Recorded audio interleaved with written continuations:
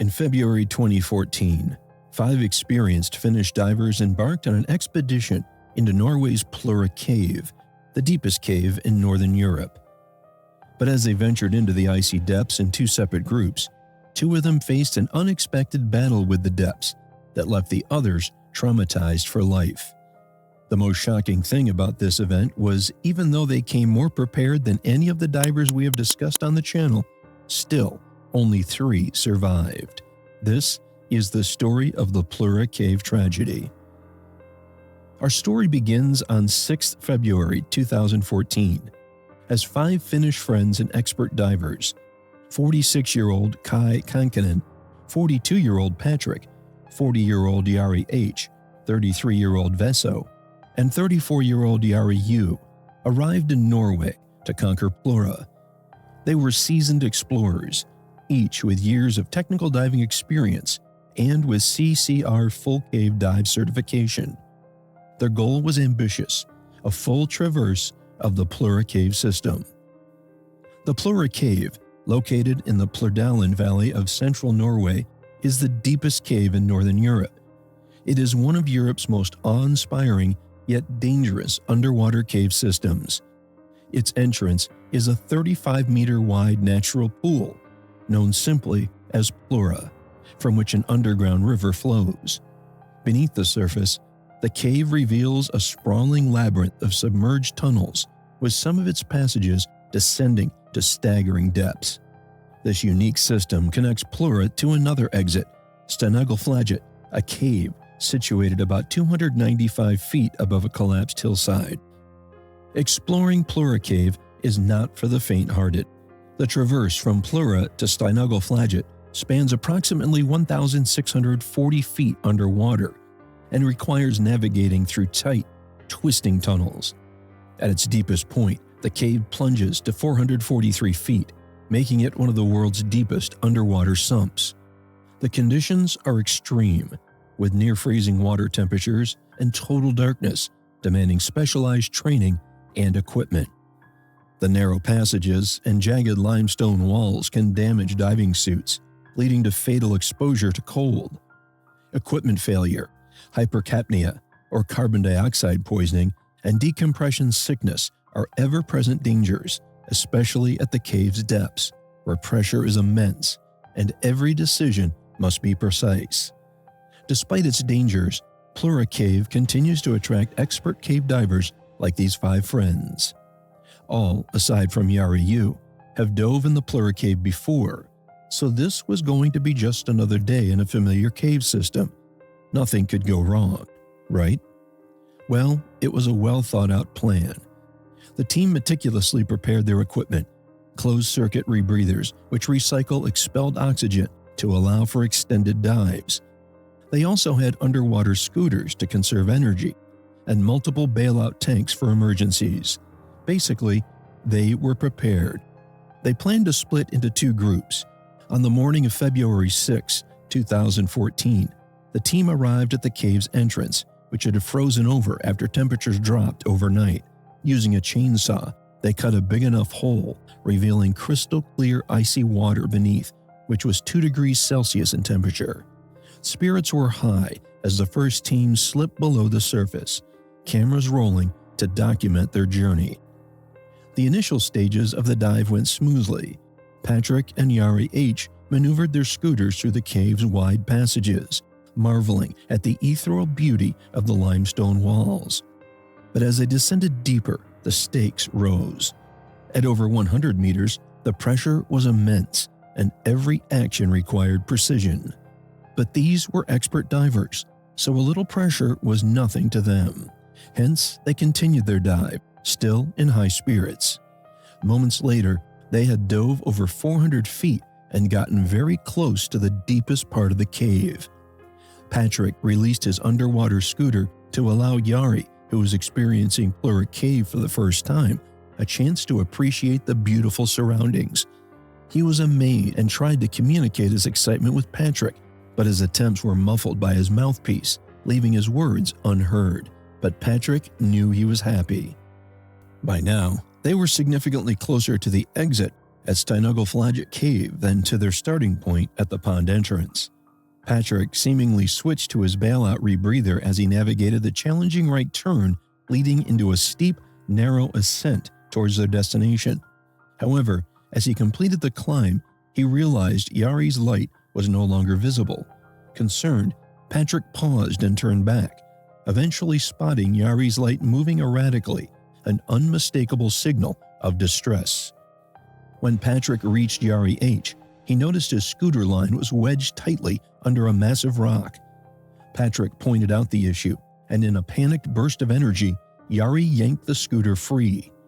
As Patrick moved aside to give him space, he realized Yari wasn't focused on continuing forward, but instead was signaling for an open-circuit bailout gas. It was then Patrick knew Yari was in serious trouble. Moments later, Patrick saw with alarm that Yari no longer had a mouthpiece in place. Acting quickly, he positioned a regulator over Yari's mouth and pressed the purge button to clear it. The purge button is designed to inject a burst of air. In no time, he was still. Overwhelmed by fear and grief, Patrick gripped a nearby rock, his mind racing. As a rescue diver, he had seen his share of fatalities, but watching his close friend perish in front of him was a devastating blow. Despite his anguish, Patrick knew he couldn't afford to panic.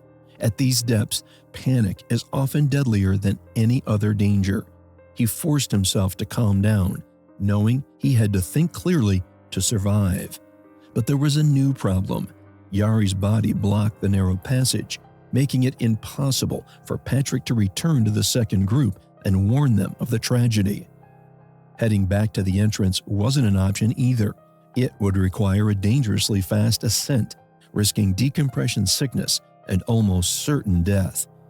Patrick realized that his 5-hour dive was now extending to at least 8 or 9 hours, and his supply of bailout gas had already been depleted after helping Yari. With no other choice, Patrick pressed forward towards Steinuggleflaget Cave, hoping to reach the exit before running out of gas. As he swam through the dark, icy water, his mind raced with questions. How would his friends react when they discovered Yari H's body? Would they make it out alive? Or was he destined to be the only survivor of this tragic expedition? The uncertainty weighed heavily on him as he continued his difficult and solitary journey toward safety. Meanwhile, the second group, unaware of the unfolding tragedy, began their descent. Kai, Vesa, and Yari Yu moved efficiently, reaching the same narrow passage hours later. Vesa, overly cautious about potential equipment failure, carried 5 large bailout cylinders against his friend's advice. In the narrow passages, 410 feet below the surface, their fears turned into reality. Vesa became stuck and had to remove 2 cylinders to squeeze through, only to have his fin snagged on a guideline. With Yari Yu's help, he freed himself but lost valuable time, extending his dive and increasing his required decompression stops. Continuing deeper into the cave, Vesa came upon the lifeless body of Yari H, who had died earlier in the dive.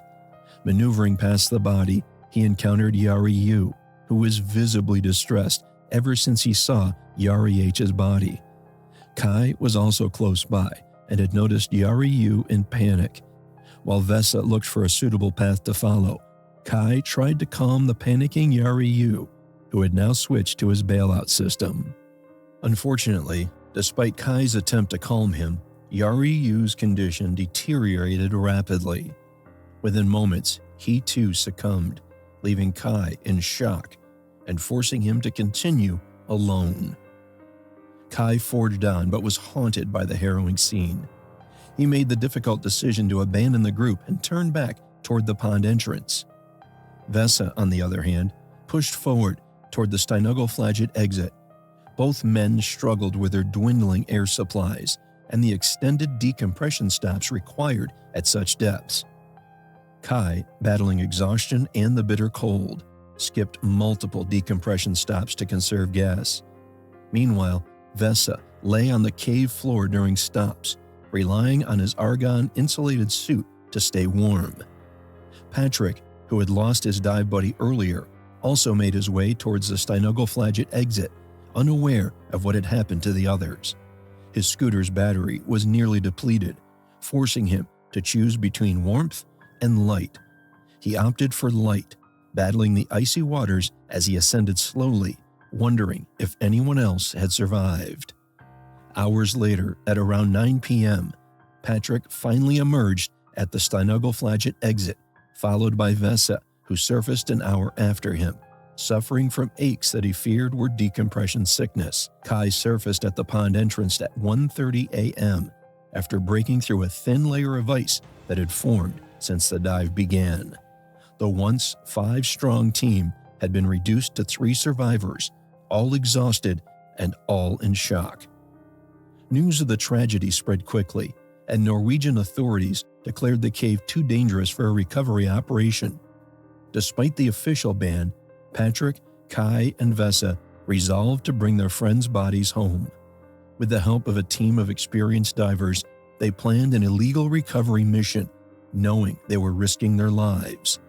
The recovery operation began weeks later, with the team hauling over a ton of equipment into the cave. They placed emergency air cylinders along the route and set up an underwater habitat to allow the divers to decompress safely. On the 3rd day of the operation, Patrick and his team reached the site where Yari H. and Yari U.'s bodies were located. Navigating the tight passages, they carefully freed the bodies and brought them to the surface. The emotional toll was immense, but the mission provided closure for the families of the deceased divers. Let us know what you thought about this story in the comments section, and don't forget to like and subscribe for more stories like these.